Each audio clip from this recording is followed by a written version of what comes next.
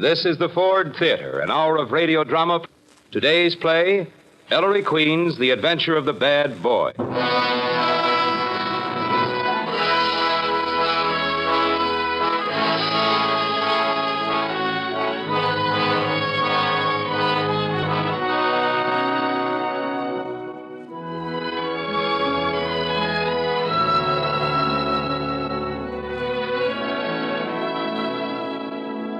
Good afternoon, ladies and gentlemen. Howard Lindsay speaking.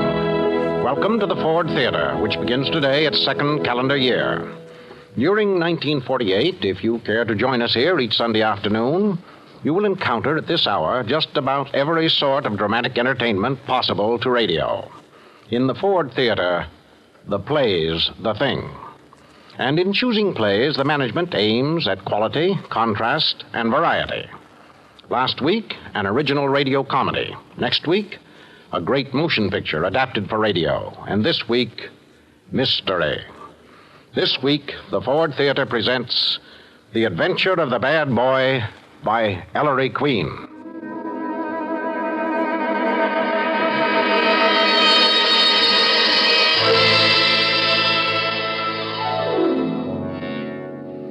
Now, there's a man I've always envied, Ellery Queen. He gets around so much, meets so many different kinds of interesting people, alive and dead. In the last few years, on paper and on the air, Ellery must have averaged one mysterious murder case per week, each neatly solved in the end with the culprit delivered over to justice. And not only does young Mr. Queen solve the mystery, he writes the story, too, between calls for help from the homicide squad. Also, of late, he's found time to edit an excellent magazine for detective story fans, to pen learned dissertations on the gentle art of mystery fiction, and to publish, just last month, an anthology of choice crime tales. He's a versatile man, Ellery, and a busy one. He is also, by this time, a legendary hero, an American Sherlock Holmes, with thousands of worshipful followers. We know that he's the son of gruff, steely-eyed, snuff-using Inspector Richard Queen, who can always be reached at police headquarters on Center Street, Manhattan. And we know that he employs as his secretary the beautiful, worshipful, long-suffering Nikki, who even now is typing up a forthcoming chapter in the multitudinous works of Ellery Queen. Meanwhile, Ellery relaxes in an armchair, deep in thought. Because, Mr. Figgerson, nature is maddeningly logical, said Ellery Queen. A bird flies, the sun rises, a river flows, and a wound bleeds. Underline, and a wound bleeds. End of chapter. Ellery? Ellery, where are you? In the armchair, Nikki. I'm finished. Lucky girl. Are you kidding? Huh? Well, all you have to do is dictate these foul mystery masterpieces of yours. I have to type them, remember? I said, remember? What, Nikki? Oh, skip it. You haven't actually seen me for years. Now you don't even hear me. Nikki, I'm sorry. Think nothing of it. After all, who am I? Bertha the typing machine girl. Even in the sweatshop, the boss made a pass once in a while. I'm sorry, Nikki, but I've been deep in thought. Really? About a little boy, Nikki. About a what? A little boy. Why, Ellery. Yes, it's time I did something about that situation. You're the screwiest character, Ellery. You would find a different way to do it. Do what? Oh, now we're being coy again. Most men would start the other way around.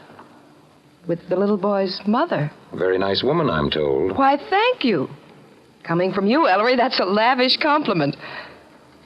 I don't know. I'll have to think about it. Oh, you don't have to think about it, Nikki. It's really my problem. Why, you egotist. Well, I didn't think you'd be interested.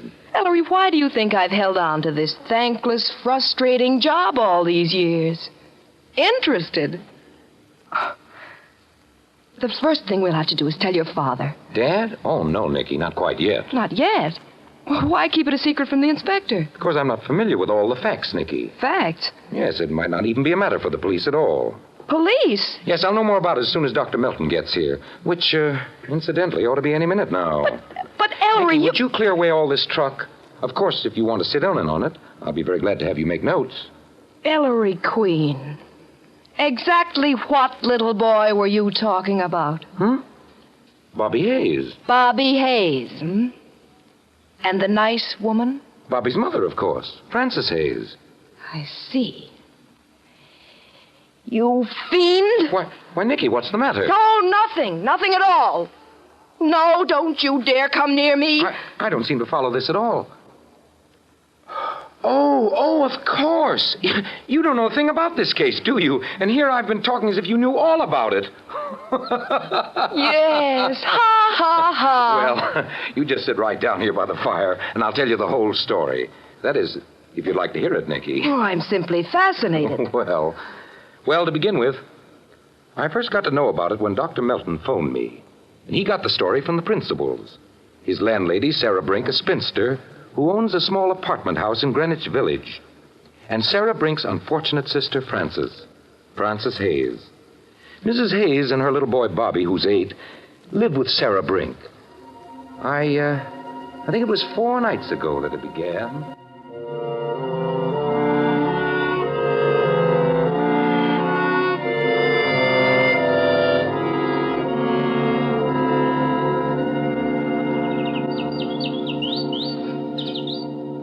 Bobby? Bobby? Yeah? Yeah. Can't you say yes, Auntie? What is it? Bobby? Bobby Brink. My name is not Bobby Brink. Well, it is in this house. It is not, Aunt Sarah. It's Bobby Hayes. Bobby, how dare you take that tone with me? It is so, Hayes. That's my father's name. That's Mommy's name. So it's my name, too. I know my own name, I guess. Your father's a bad man, Bobby. He ran away. Left you and your mother alone. He did not. Mommy says he's dead. Well, it'd be a mercy if he were. At least you and your mother'd have his insurance. Insurance? What's that, Aunt Sarah? Never you mind. Bobby, put the funnies down for a minute. Do I have to? Bobby, dear, don't you feel just a little bit grateful to Aunt Sarah? Huh? When Auntie takes her sister into her home and her sister's little boy gives them nice soft beds to sleep in and good things to eat, even money to spend. Don't you think the little boy ought to sort of, love his auntie? Oh, I don't get so much money to spend. You're a wicked, ungrateful boy. What have you been up to in here while I've been making supper in the kitchen? Answer me, Bobby. Some mischief, I'll bet. I'm not doing nothing. I'm just reading the funnies. Chasing the cat, most likely. I was not. I've been reading the radio page. Oh, you miss all those nice programs since your mother's radio got broken. Accidentally. Don't you, Bobby, dear? Aunt Sarah, couldn't we have it fixed? I gotta ask the fellas all the time what's happening to Superman. Fix it? Now, Bobby, listen to me. How would you like Aunt Sarah to buy you a nice new radio? Maybe a television set. Just for you. Gee, Aunt Sarah, would you? Wow. Well, maybe. If you gave me a real big kiss once in a while, Bobby. Who's there? Francis, is that you? Yes, Sarah. Oh, Bobby, son. Hi, Mom. Wow! Superman, that's some hug. Darling, what did you do today, huh? Oh, something wrong, Sarah? Yes, he was a bad boy, Francis, as usual. I declare I don't see why you don't... You're always snitching. Bobby. Mom, I played with the fellas in the park and a cop chased us just because we were climbing an old tree. Well, you might have fallen, dear. And that's not all. Yeah, snitch some more, Aunt Sarah. I threw a rock, Mom. Oh, Bobby, you did. Just a little hunk of rock. Couldn't have hurt nobody. And it just happened to break a window. There, Francis. Are you satisfied now? That was wrong, Bobby. And I've told you so many times, you mustn't talk to your Aunt Sarah this way. If you'd stay home and take care of your child, Francis, instead of prancing round all day. I wasn't prancing, Sarah. I was walking my legs off looking for a job. Oh, you and your jobs. Your first duty's to your child. You know you don't have to have a job, Francis, as long as you live with me. Yes, Sarah. I know. Coming home at all hours. Supper's ruined. It is my stew. It's burning. Oh, just in time. I don't want your old stew. I don't like stew. Bobby, why, Bobby, you're not having stew. What would you say to a nice raspberry jelly omelet? Jelly omelet? Wow. Well, just as soon as I set these 2 plates of stew down, I'll fix your omelet, Bobby.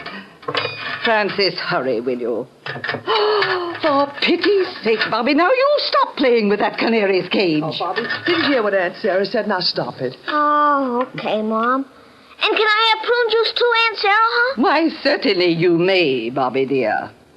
Bobby, Brink, now see what you've gone and done, leaving the canary's cage open. Oh, Bobby, there goes the canary. Sarah, catch him. Oh, of all the spoiled, misbehaving brats. If we could only... There he is, Francis. Catch him. Catch him. I've got him. No. Oh, dear. Now he's flown up on the chandelier. Oh, Bobby, Come down here, drat your Sarah, shut the dining room door. He'll fly out. Shut the window, Francis. Yes, Sarah. Look out, the cat! Columbus! Stop that, you bad cat, you. Sarah, I think I could... Got him. Well, it's about time. You naughty canary. Back you go. There. Are you quite finished, Francis? Well, now, Bobby Brink, suppose you tell me why you opened that canary's cage and why you've been sitting at the supper table and haven't so much as lifted a finger to help catch him. I don't care. I was just playing with the old bird. He flew past me, the dirty old bird. Bobby Hayes, what's come over you?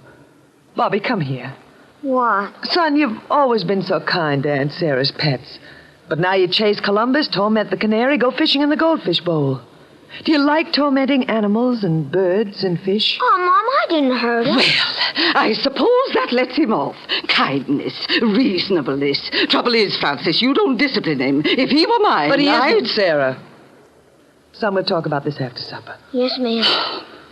Well, eat your stew, Francis. Yes, Sarah. I suppose I might as well eat mine, too, even if it is icy cold by now.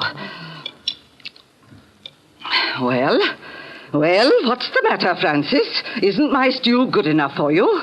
Bobby's omelet, Sarah. You've forgotten. Oh, have I? Bobby, I'll make it for you. Sit down. Sarah, please. I've told you 1,000 times, Francis. I won't have you or anybody else messing in my kitchen. Bobby'll wait for his supper, since he's spoiled ours. Well, Sarah, the stew can be reheated. As if my gas bills aren't high enough as it is. He'll wait. Bobby, I won't eat Oh, until... go ahead, Mom. I can wait. I'm not hungry anyway. Thank you, son.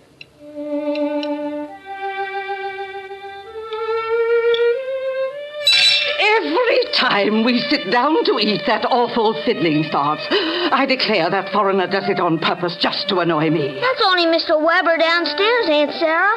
He likes to play that song. Bobby... Oh, I must have been insane when I rented that apartment to him. Fiddle playing. I'll have him evicted, that's what I'll do. I'll have him thrown right out into the street. Him and his nasty fiddle.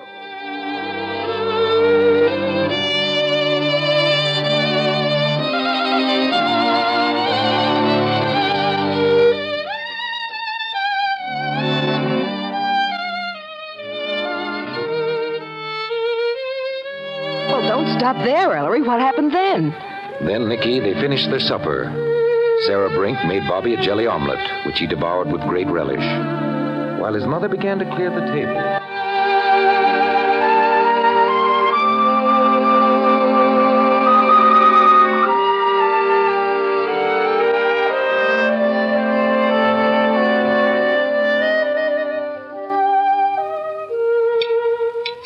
Boy, that was good. Oh, you liked it, Bobby. Better than that old stew. Bobby Brink. Bobby, the stew is delicious, Sarah.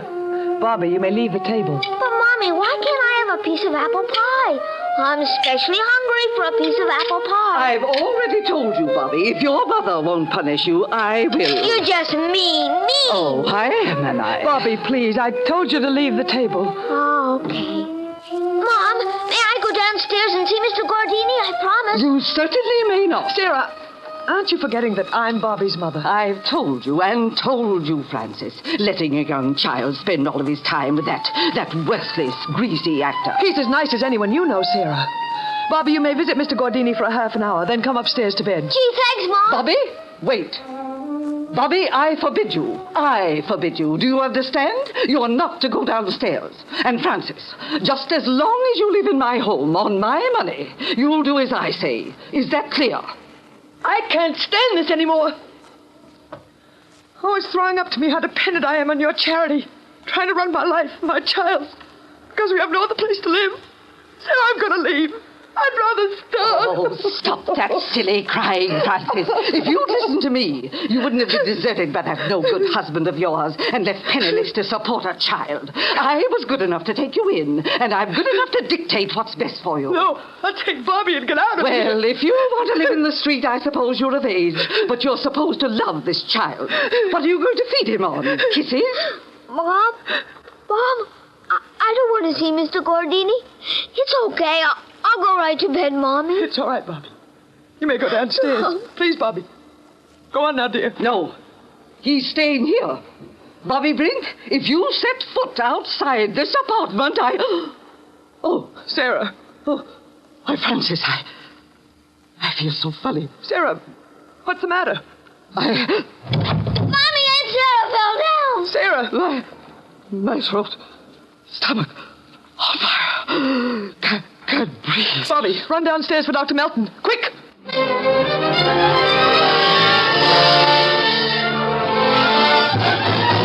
Attempted poisoning. I'm afraid so, Nikki. Curious case. Not that I condone it, but it seems understandable. What an old bat. She owns the house, huh? Yes, one of those old 3-story brownstones facing Washington Square Park. She's converted it into a 4-family apartment house. The Brinks apartment's on the top floor. Dr. Melton lives on the ground floor. And the intermediate floor is occupied by 2 tenants. Weber, a refugee who teaches the violin, and Gordini, who seems to be an actor. But, Ellery, they can't possibly have anything to do with it. Ah, that's Dr. Melton. I'll go. Yes? I'm Dr. Melton, and this is Miss Sarah Brink. Come in, Doctor. Dr. Melton and Miss Sarah Brink, Ellery. Well, how do you do? Evening. Miss Brink's the patient I phoned to you about, Mr. Queen. Easy now, Miss Brink, please. Here's a chair. Thank you. Sit down, Dr. Melton. Oh, this is my secretary, Miss Porter. How do you do, Miss How Porter? do you do? I must say I'm a little surprised, Doctor, to see Miss Brink with you. She's still pretty shaky, but I thought we'd risk it, Mr. Queen, even though it's only 4 days since... The accident. Now, don't excite yourself, please. I told you, Dr. Melton, it was some sort of accident. Oh, I don't know why I've let you bring me here. A detective. Miss Brink, it couldn't have been an accident. Oh, dear. What do you suspect, Doctor? I don't suspect. I know. Miss Brink was poisoned. By accident. Please, Miss Brink. I suppose you're asserting that not as a theory, Doctor, but as a fact. Judge for yourself. I know you've had some experience with these things, Mr. Queen. Yes? Miss Brink ate on an empty stomach. About 10 minutes later, she fell writhing to the floor. Symptoms? Burning pain in throat and stomach. Intense thirst. Collapse. Cyanosed skin. Difficult respiration. Cramps in the calves of the legs. Arsenical poisoning. Yes. How awful. I suppose you had the remains of Miss Brink's portion of stew analyzed, Dr. Melton. Of course. It was heavily dosed with arsenic. Miss Brink, who are your heirs? My heirs? Yes. Well, my sister Frances. She's my only living relative. Your sister and her little boy, you mean?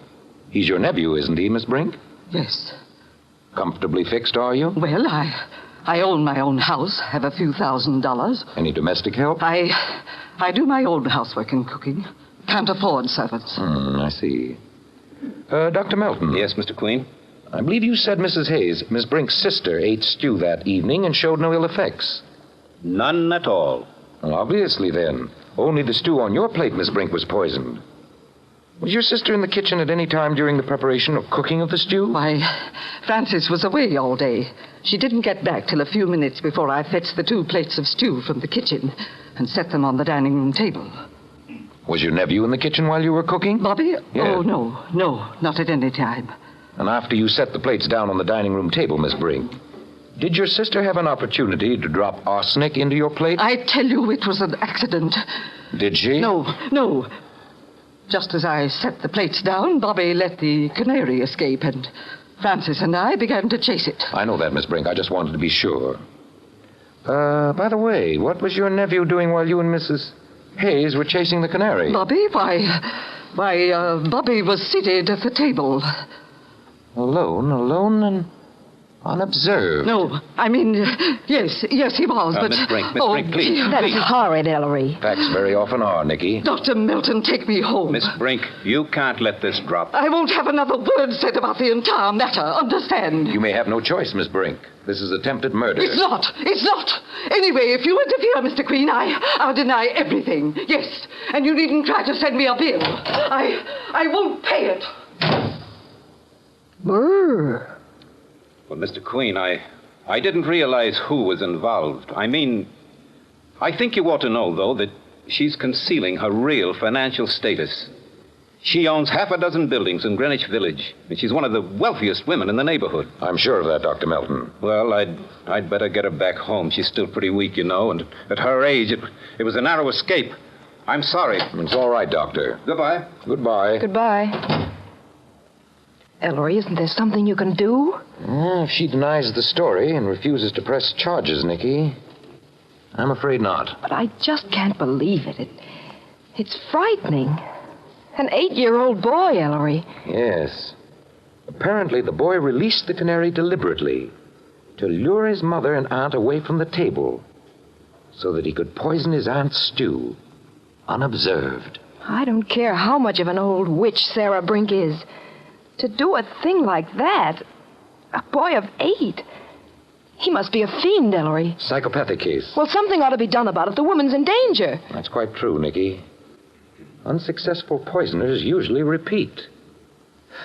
Nikki, what kind of stew did Sarah Brink say she cooked that night? Kind of stew? Yes. I don't know, Ellery. I don't think she said. Oh, careless of me. I should have asked her. Well, about all we can do, Nikki, is to try to interest some social service agency and hope for the best. Hand me the phone, will you?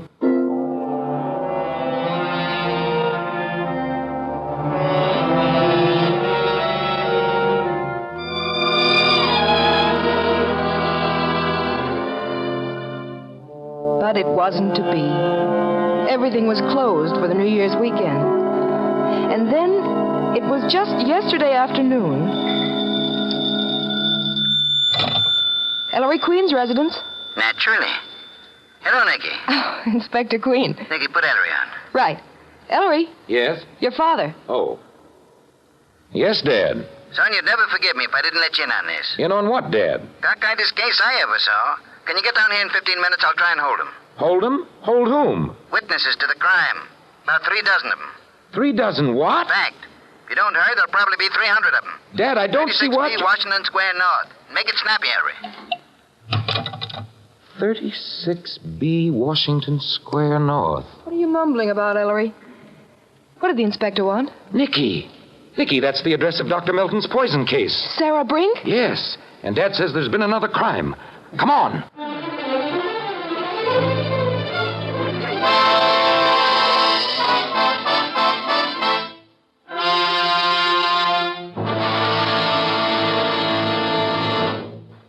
Three dozen witnesses.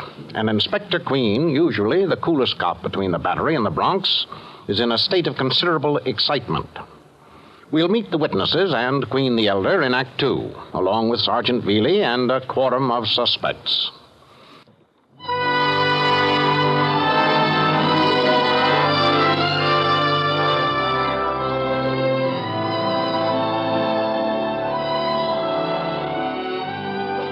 Act 2 of The Adventure of the Bad Boy will be presented after a brief pause for station identification.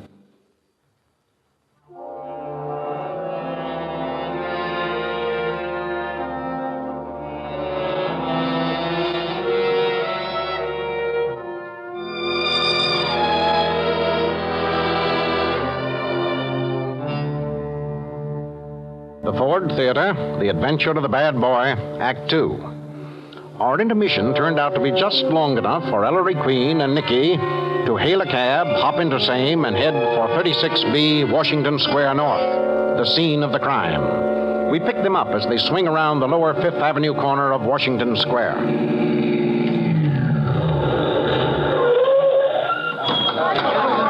Hop it, Nikki. Come on. Gentlemen wait for ladies. Excuse me, please. Mind letting us through? Or you might carry me. Pardon me. Officer. Hello, Mr. Green. Here, one side, you people. Stand back there. Stand back. Here. You still with me, Nikki? Not your fault if I am. Ellery, you don't think there's been another... I'm trying not to. Come in, Maestro. Come in. Oh, Feely, it's about time. Well, you all set for a little surprise? What's happened here, Sergeant Beale? Right this way, folks. Inspector's waiting for you. Feely, what's all the mystery about? I got my orders, Maestro. You'll see. A surprise, you said, Sergeant? I'll say it's a surprise. One more flight. Huh, the Brink apartment. That is correct. Hey, you know the old dame, Maestro? That Ellery, Billy? Yes, sir. Dad. Hello, Nicky. Hello, Inspector. Wait till you see this, son. You won't believe it. Try me. Inspector? This way, please. This is the upper hall, Ellery. Doors off here all lead to various rooms of the apartment. It occupies the whole floor. Here we are. You men ready? Yeah. Billy? Flint? Yes, Take it, Hagstrom. Yes, sir. We do a repeat, huh? Oh, look, Inspector Queen, we don't have to go through all that You'd again. think once would be enough, Flint. I'm not mad. They are, all of them. Dad, will you please... It's a joke, isn't it, Inspector? Some joke. All right, boys. Take your positions just outside the door. All right, take it, sir. Come on. Ellery, this is exactly what we found when we got here and opened this door. Yes?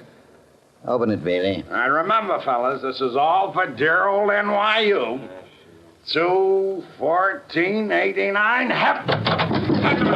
There's one getting away. That one, you flying... Come here, you little devil. Rabbits! Rabbits! Rabbits. Yes, rabbits. Herds of them. Spent half an hour chasing through the house trying to recapture the dad-blasted bunnies. They all came out of this bedroom, Ellery. Whose room is it, Dad? Woman named Sarah Brink. Owner of this house. Sarah Brink. No, Nikki. Stay in the hall. Yep, son. That's just what we found when the rabbits scooted past us. What? Sarah Brink, Nikki. Dead.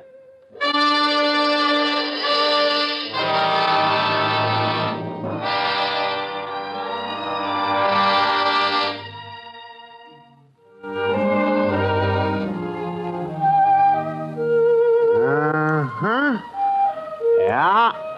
Now, let's see. In the appearance of these bedclothes, Doc, looks like there was a struggle. Sure there was a struggle, Inspector, with old man death.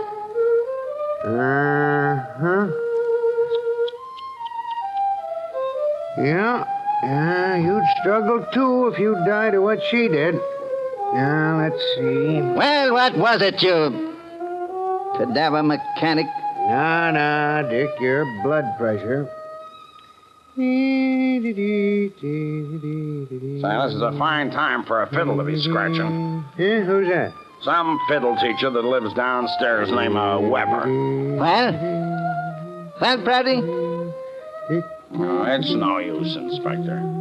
The family lunched on rabbit stew today, Yes, and right after lunch, the old girl came in here to lie down for a nap.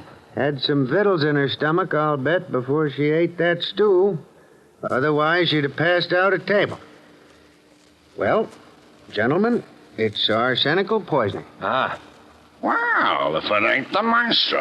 I was beginning to think we weren't speaking, Ellery. Yes, sir. Arsenical poisoning. You're positive, Dr. Prouty? Sunken features, cyanose skin, irritation of eyelids, and skin eruption. There can't possibly be a mistake. Doubt, my boy, is the deity of science. But in this case, I'd stake my professional reputation it was arsenious oxide. White arsenic. Better do an autopsy right away, Prouty. Make sure. Naturally. Runch's test will do the trick. She'd have been luckier if she'd been born a rabbit. Arsenic won't kill them. They're immune. Okay, call the wagon. On the way, Doc. And here's your removal order. What's this? What's what, son? This top hat on Sarah Brink's night table, Dad. Oh, you spotted it, Ellery. What was she, a male impersonator? Interesting, huh, Maestro? Well, I'll be. Observe, I have nothing up my sleeve. I insert my right hand in the hat. Hocus pocus, open sesame, till Erlenspiegel, presto, a rabbit. Very interesting. So what? Merely one bunny too scared to run away when you boys opened the door, Sergeant. Took refuge in this silk topper. Top hat and rabbits. The murder must have been committed by a magician. What'd I tell you, Veely? Maestro, you throw me. You throw me. Walk over that buck. Oh, here, Inspector. Didn't I tell you you'd say that, Veely? I bet you framed Oh, her. but Dad, I wasn't serious. Well, I am. She was poisoned by a magician, all right. I've got him in the living room right now, under arrest. You mean there's actually a magician mixed up in this? Oh, of course. The actor. Uh-huh. Lives downstairs across the hall from Weber, the violin teacher. The vaudeville magician, Maestro, calls himself Gordini the Great. I want to see him.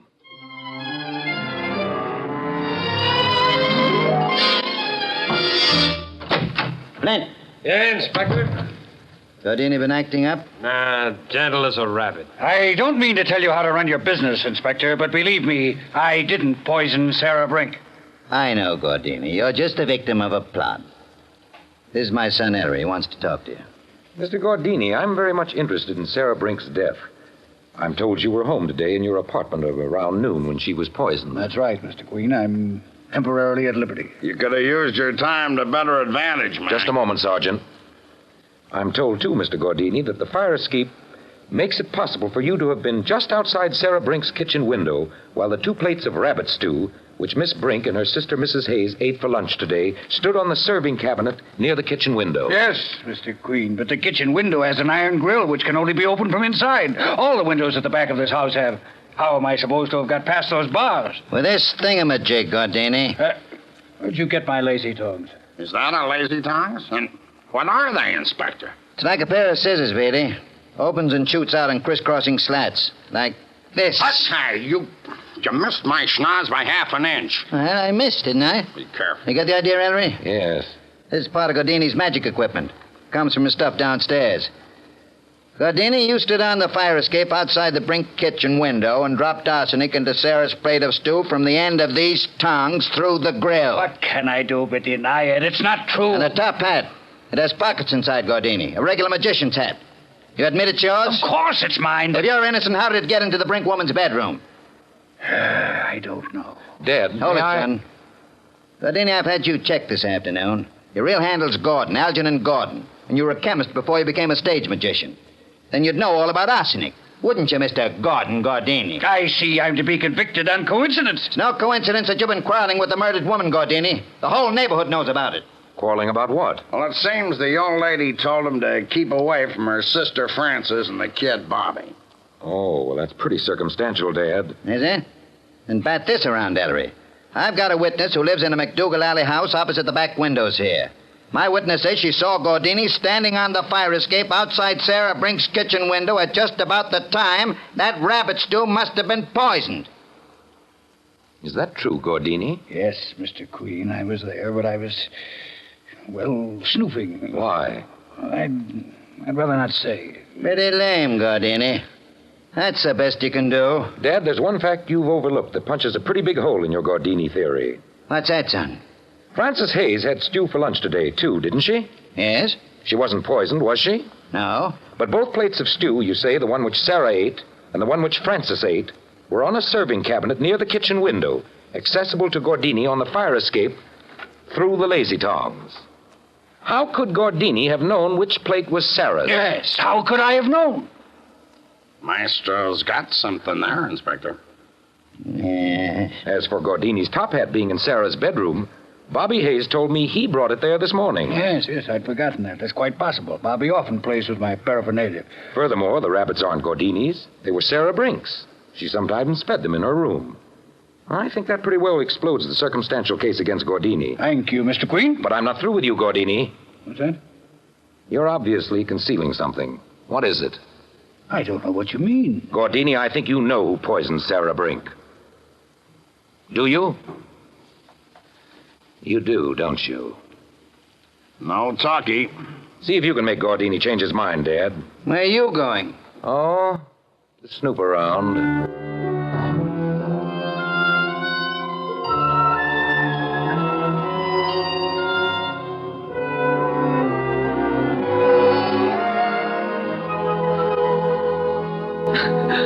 I knew something horrible would happen in this house. I knew it. Oh, Mommy! Please, Mrs. Hayes, you've got to control yourself. Yes. Bobby, son, it's all right. Now, don't be frightened, baby. Aunt Sarah's just gone away, Bobby. Oh, she's dead, Mom. Bobby. Who's that? It's probably an officer. Come in. Oh, Nikki. Ellery. Well? Glad you're with Mrs. Hayes, Nikki. Hi, Bobby. Hi. Miss Porter's been a great help, Mr. Queen. You are a real detective? Well, sometimes I wonder, Bobby. Mrs. Hayes, all the pets in this house, canary, cat, goldfish, they were your sister Sarah's, weren't they? And the rabbits, too, Mr. Queen. Oh, yes, the rabbits. I assume she didn't quarter them in her bedroom permanently. Where did she usually keep them, Mrs. Hayes? In the backyard. In a real rabbit hutch. That's so, Bobby? Yeah. Sarah... Mrs. Hayes, who fed them? Sarah wouldn't let anyone else take care of... You remembered something, Mrs. Hayes? Yes. Sarah had an argument last week with Mr. Weber. She caught him feeding her rabbits in the yard. Why did she tell him off? Weber. Must be Weber playing the violin now. Excuse me. Sergeant. Yeah, Maestro? Have Weber brought up, will you? Now, that's constructive. Anything to stop that fiddle. Oh, Mrs. Hayes, you had rabbit stew rather often, didn't you? At least once a week. Sarah was very fond of it. She killed her own rabbits. They were multiplying so rapidly. I don't like rabbit stew. Yeah, and Mom doesn't either. She only ate it because Aunt Sarah made her. Bobby. Just after your sister brought the plates of stew into the dining room for lunch today, Mrs. Hayes, did anything unusual happen? Unusual? Well, I don't think I... Well, like the escape of the canary last week. Oh, you mustn't think Bobby's a bad boy, Mr. Queen. He's just mischievous, like most boys of his age, and he didn't Then mean to do something anything... did happen at lunch today. You can tell him, Mom. I pushed over the fishbowl. Oh, Ellery. Sorry, Nikki. And while your mother and aunt were rescuing the goldfish, Bobby, what were you doing? Sitting at the table. Aunt Sarah was yelling at me. She said just for that I couldn't have chocolate cream pie. I'm glad she's dead, old yeller. Bobby, you mustn't talk that way about... Come on. Well, Inspector, Sergeant? Dr. Melton and Herr Weber. What's this now, Ellery? Oh, we've just been chewing the fat in here, Dad. Mr. Weber, you're the violinist we've been hearing all afternoon? Yeah. Mrs. Hayes, I'm terribly sorry about your Schwester, Miss Brink. I hear what happens. If you're sorry, why have you been playing your violin? With my sister lying dead up here. Aber das ist doch, how do you say, sad music, Mrs. Hayes. I have sad feelings. I play sad music. What I am, from where I come, it is all sad. Everything. Everyone. Even here, I cannot forget. Mr. Weber, I understand you fed Sarah Brink's rabbits last week. Yeah, mit lettuce. And she was very angry with you. That's so. I sit in the backyard, thinking of Köln, Stuttgart, Zwickau. I play my violin. I lay it on the bench, I feed the bunnies. Miss Brink, she comes out, she takes my violin, she breaks it in little pieces. She is like a crazy woman. That is my good violin. The other, the one I play now on, that is not so good. Sarah had a vile temper. Oh, I'm sorry, Mr. Weber. I didn't know about that. Natürlich. I want she shall pay for my instrument. I am poor. But she says no. I should move. Also, I move. Tomorrow. Herr Dr. Melton, he's moving also. Oh, really? That right, Dr. Melton? Yes, as soon as I can find new quarters in this neighborhood. Why are you moving, Doctor? Well, my patients are all pretty poor, Mr. Queen. They don't pay very well. I've been behind in my rent. The other day, Miss Brink said she wouldn't wait any longer, that, well, I'd have to get out. Dr. Melton, I didn't know that either. I know, Mrs. Hayes. I suppose I own this house now. Oh, you don't have to move. You've been here so long, Doctor. Why, that's very decent of you, Mrs. Hayes. And you too, Mr. Weber. You stay on. And as soon as I can, I'll pay for your broken violin. Dankeschön. Dankeschön, gnädige Frau.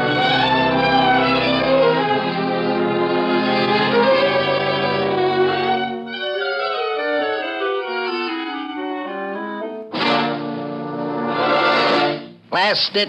What, Dad? This racket is 1 part luck and 99 parts waiting. Reports. Where are they? Why, Inspector! You ought to be ashamed of yourself. Kicking that cat. Here, Puss, don't let the nasty old man hurt your feelings. Cats, goldfish, canaries, rabbits, regular zoo. Don't look at me that way, Nicky. I didn't kick the confounded beast. I didn't know he was there. There, he's apologized, Puss. He's a nice, nasty old man. Henry, what's the answer to this blasted riddle? If Gordini didn't poison the stew... I've got a notion, Dad. Just the vaguest notion. Oh, the great man has a notion. Imagine that, Puss. Suppose it'll ever grow up to be a great big idea. Hey, who swiped my gun? What, Vinny? My gun, Inspector, my rod. Somebody lifts it right out of my holster. Was it one of you? Come on. Was it? Why, Sergeant, I'm ashamed of you. You better find it, Bailey, before it turns up on the scene of a crime. It wasn't one of you? No. I'll never hear the end of this. That's the funniest thing. Oh, where's my handkerchief? That's funny. I'm sure it was in my bag. Your handkerchief missing, Nicky? No, Ellery, my compact. Why, it isn't here. What's this now? You'd better take a look at yourself, son. Oh. My fountain pen. It's gone. Hey! My snuff box. What? Inspector. Oh, Flint, what is it? Well, Doc Prouty just phoned from the morgue. He said something about submucous hemorrhages showing up in the PM or something. Anyway, the old dame died of arsenic poisoning, he says. Well, that's progress. Flint, when knew that? Oh. Well, there's a report from the city toxicologist, too. You know that white stuff looked like flour we scraped up from the floor of the rabbit hutch? Dad, you found a white powder in the backyard rabbit hutch? Sure, son, before you got here. So what, Flint? Well, the toxicologist says that's arsenic, too. Arsenic in the rabbit hutch? Why didn't someone tell me? Hey, Inspector. Huh? Oh, it's you again. Hey, I found my gun. You did, Sergeant? Where? On the downstairs hall table. My gun and your snuff box, by the way. Oh, give me that. Thanks. You didn't find a compact by any chance, Sergeant? I sure did. Is this yours, Miss Porter? Well, thank you. Don't tell me, Maestro, this fountain pen is yours. Yes, Sergeant. Thanks. They were all on the downstairs hall table, huh? Something awful funny around here. Someone swiped something from each one of us. Leaves them in plain sight to be found. Thief who returns his loot. But if he didn't want the stuff, why in time did he steal it in the first place? That's it. What do you say? Huh? What, Ellery? The key to the whole case. Ellery, you mean the one who stole it? Yes, Nicky. The key to the whole case.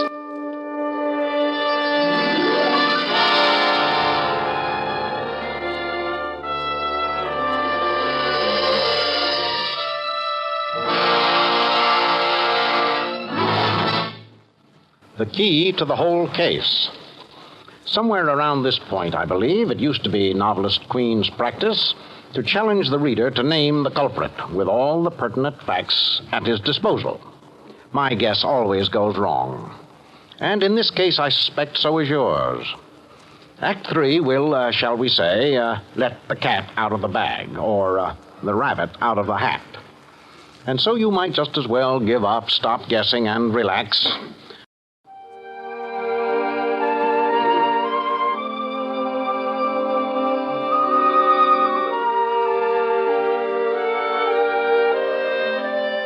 Previous act ended, you will recall, Ellery Queen had just discovered the key to the whole case, to which, as our curtain rises once more, Nicky makes reply.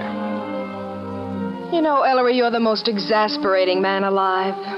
You mislead people. Me, for instance. What, Nicky? Oh, I know you're not listening. You never do. You make people think things, then it turns out to be something entirely different. The inspector can't help himself. After all, he's your father. But someday What's this? What? This, Nicky.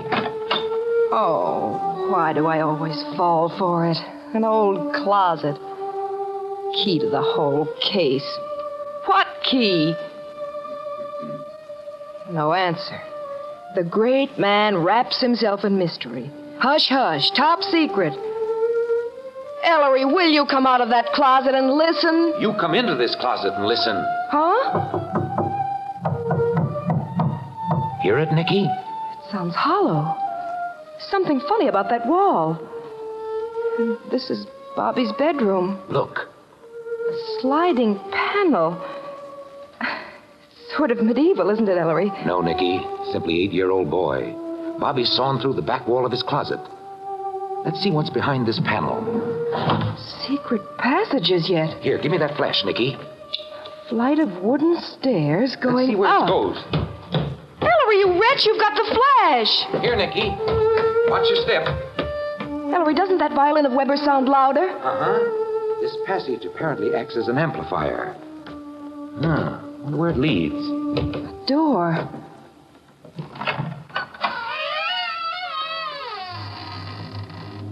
It's just an old attic. Uh-huh. Oh, Bobby couldn't have built these stairs. Hardly. It's an old house, Nikki. Part of the original. The stairs were probably boarded up during some renovation, and Bobby's rediscovered them. What's that? Ellery, if you leave me here in the dark, Come here, Nikki. Look at this sign. Sign? Robert Hayes, magician. Bobby's handiwork. What's this box? An awful mess in there. Yes. Cards, handcuffs, trick coins, wand, handkerchiefs, ropes. Collapsible knife. The usual magician's truck. Oh, don't try to impress me. What's in that packet? Magic Humpties? I'm afraid, Nikki, it's a more deadly magic than that. A more deadly... A white powder, Nikki. White powder? Arsenic. I can't believe it. I just can't. It's too revolting, Ellery. I wonder why Gordini didn't tell the truth. He knew all the time. Unless... Ellery, a boy. A boy of 8. Well, let's go downstairs, Nikki, and get it over with.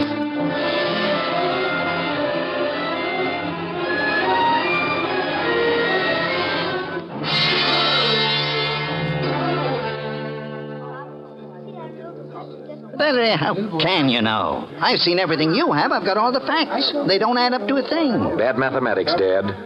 Unless this kid, this Bobby Hayes. The kid? Oh, nuts. I'm in the wrong racket. Ellery, please do it quickly. His poor mother is so upset now. All right, let's go. We'll all be bawling in a minute. Quiet, please. Go ahead, Ellery. Just a moment, please. Bobby, dear. Hey, Mom, what are they going to do now? Why is everybody so quiet? Bobby, I want you to do something for Mother. I want you to go to my bedroom and stay there. Oh, Mom, I want to see. I never saw a real detective get his man. I want to stay. Bobby, please go. Mrs. Hayes. What?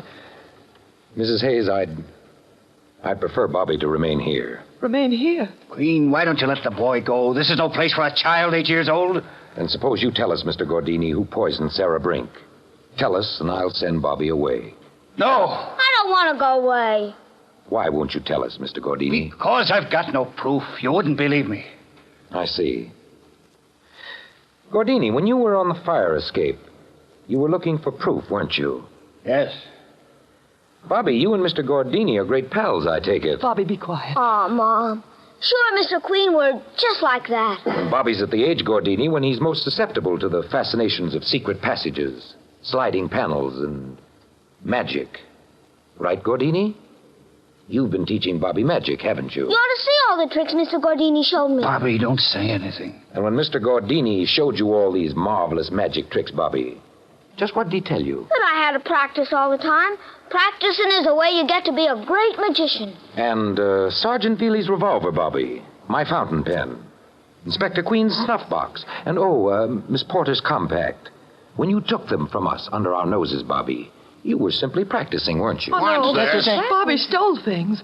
Oh, Mr. Queen, he couldn't have. He's only a boy. He didn't know what he was doing. I did too, Mom. Only I wasn't stealing them. I left them right in the downstairs hall table, didn't I? That's how I knew it was you, Bobby. I just wanted to see if I could, Mr. Queen. That's not stealing. Bobby. Mommy, I didn't steal. I didn't steal. Ellery, get it over with, will you? And, Bobby, you took that packet of white powder, too, didn't you? White powder. And hid it in your attic hideout. Bobby, don't answer. Let the boy answer, Mrs. Hayes, please. Bobby? Mr. Gordini told me to look for packages of white powder, like flour, he said, to take them and give them to him as soon as the coast was clear. But that one in the attic, I didn't get the chance, Mr. Gordini. I was going to give it to you, but Bobby, don't say any more. Why not, Gordini? What is this, Ellery? Bobby, what else did Mr. Gordini tell you to do? Nothing. He didn't tell me nothing. Bobby, you can tell me. Because I know. You do? Yeah, sure. You're a detective. Detectives know everything. But I promise not to tell. Well, then suppose I tell you, Bobby, and then it won't be breaking a promise, will it? Oh. Mr. Gordini told you there was something you had to do to save your mother's life. Isn't that right? Gee, how'd you know that? To save my life, Mr. Queen. And Bobby... My life? You had to do that thing every time there was rabbit stew for lunch or supper, didn't you? Yes, sir. It was something fierce. I had to watch all the time. I had to save my mother's life. I don't know why, but that's what Mr. Gordini told me. No, Bobby, no. And when you couldn't do this certain thing that Mr. Gordini had told you to do, Bobby, when you couldn't do it without your mother and aunt seeing you, you were a very smart boy. You decided to distract their attention. The way magicians do when you don't want them to see their trick. That's yes, right, sir. Bobby, that's right. So last week you purposely let the canary escape. This afternoon you purposely upset the fishbowl. But why, son? For the love of Pete, why? A diversion, Dad, can only have one purpose, to mask an act. When his mother and aunt were chasing that canary last week, while they were saving the goldfish today, Bobby took the 2 plates of rabbit stew, his mother's and his aunt's, and switched them. Oh, yeah, that's right. That's what you told Bobby to do every time they had rabbit stew, Gordini.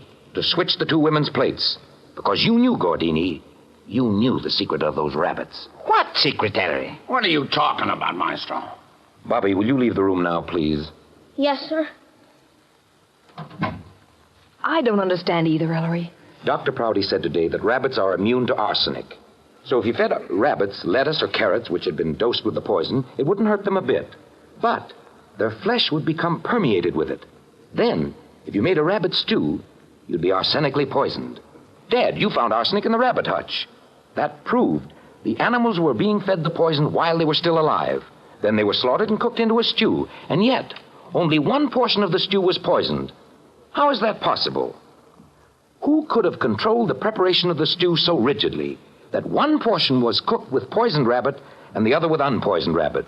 Only one person. The person who wouldn't let anyone else feed the rabbits. The person who wouldn't let anyone else prepare food in her kitchen. The cook herself. Sarah. My sister Sarah. Yes, Mrs. Hayes, your sister Sarah. She obviously wasn't trying to poison herself or Bobby, who always refused rabbit stew. She could only have been trying to poison you. Oh, Sarah. Gordini, you used to be a chemist. You saw Sarah Brink sprinkle a white powder on the rabbit's food in the hutch one day. You scraped some of it up, analyzed it, saw the whole thing in a flash. And to save Mrs. Hayes' life, you got Bobby to switch plates every time the sisters had rabbit stew. And Bobby did so, never realizing the significance of his act. And so you got Sarah Brink to poison herself. But why, Mr. Queen? Why did my sister want to kill me? I have nothing. Oh, you underestimate your wealth, Mrs. Hayes. You have a boy, a son, and all your sister's possessions couldn't buy her that. She wanted Bobby. Yes, Nikki. She wanted Bobby.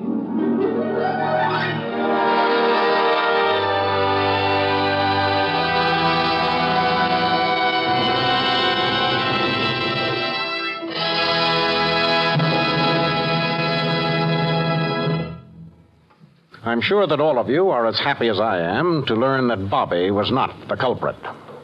The first time I heard the play in rehearsal, my money went down on the doctor. But as I said, I'm always wrong about these things. Our performance engaged the talents of 3 members of the original cast of the Ellery Queen series. Hugh Marlowe, prominent star of the Broadway stage and motion pictures, who created the role of Ellery Queen. Santos Ortega as Inspector Richard Queen, and Ted DeCorsia once more in the part of Sergeant Veely. Nikki was played by Charlotte Keene. The Adventure of the Bad Boy was written by Ellery Queen. The continuity was by George Faulkner. The original music was composed and conducted by Lynn Murray. Our editor is Howard Teichman, and the entire production was under the direction of George Zachary.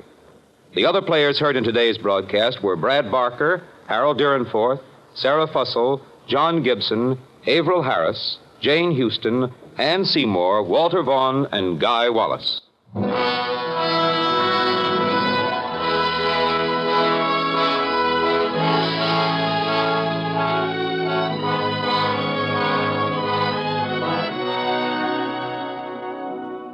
This is NBC, the national broadcasting company.